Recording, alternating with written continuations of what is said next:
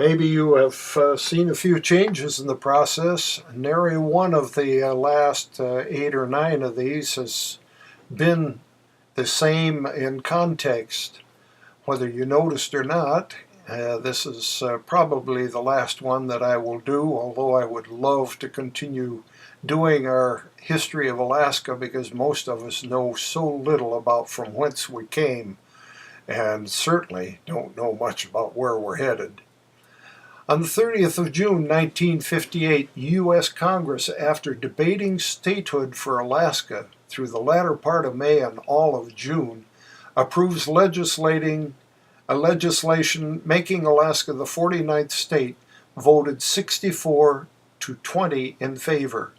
Alaska receives 103,350,000 acres of land from vacant unappropriated public lands, or 27.9% of a total area.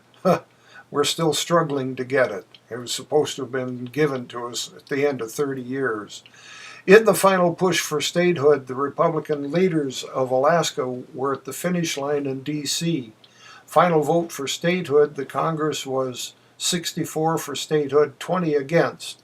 Alaska will officially become the United States of America on January 3rd, 1959, with the signature of President Dwight D. Eisenhower making it official. In 1941, the USA Transport Grant casts off San Francisco with the first Army units assigned to Seward, arriving on this date, docking the next morning. The next morning, the troops, 25 officers, 677 enlisted men, marched a mile and a half north of town to their muddy campsite. They found wood floors with pyramidal tents had been built for them by the soldiers from Fort Richardson, with Lieutenant Colonel Erickson, California commanding. 1942, proclamation issued by General Buckner was aimed at preventing sabotage and espionage, carrying strict requirements relating to civilians entering and departing Alaska, established a travel permit system. Hardly anyone alive yet, maybe Danny Carmen can hear a gnome remember some of that.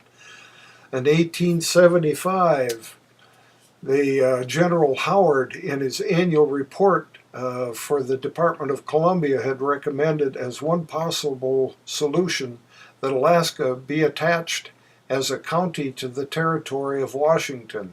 If you can imagine the territory of Washington having a county 10, maybe 20 times bigger than the entire state of Washington, the territory at that time. And 31 of June 1895, Richard Johnson and D.R. Price staked a lode claim on what they called Lightning Creek, or Johnson Creek, that flowed into Berners Bay, and the beginning of the Guanlin Mining and Milling Company's hard rock gold mining, which lasted for a number of years. 1899, Fred G. Kimball arrives at St. Michael, sorting and redirecting the mail at A.C. Company's boarding house, making his stake to move on as gold-rich Nome gripped him.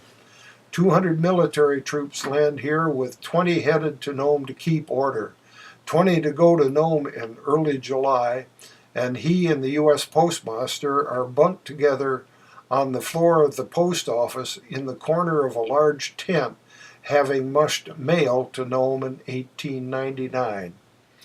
We move into July.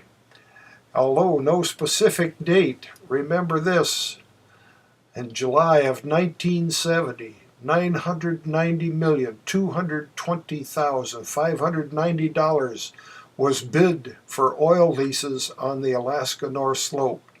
1897, the steamship Excelsior docks in San Francisco, with the world watching as miners swagger down the gangplank, carrying jars, satchels, cases filled with gold. More than 5,000 people crowd the docks and cheered. 1st of July, 1786, while charting Latoya Bay, two small boats are swamped by riptides and 21 French sailors drowned. That was 1786. And of course, you know it happened again in the 1950s, even worse. 1891, General Greeley passes the new agency Department of Agriculture the results of 20 years of development work and increasingly valuable information of the Weather Bureau to the nation. 1891, the U.S. mail route is approved and begins for mail leaving Sitka beyond Yakutat, Orca, Nuchuk, Kodiak, Unga, Belkovsky, and Unalaska, with occasional stops at Afognak, Sandy Point, Sannock. Steamers hauling mail and supplies were the Dora, the Elsie, the Crescent City, and the Walcott. It was 1891. Mail went no farther north than the Aleutian Islands. 1898, John Clum and his, that's spelled C-L-U-M, you will hear that name many times in history of Alaska. His son boarded the Seattle number 1 for its maiden voyage down the Yukon River from Dawson. Clum, having just been appointed as post office inspector for the territory, but not departing before he had opened post offices in southeastern Alaska. This was 1898. Opening post offices in southeast Alaska,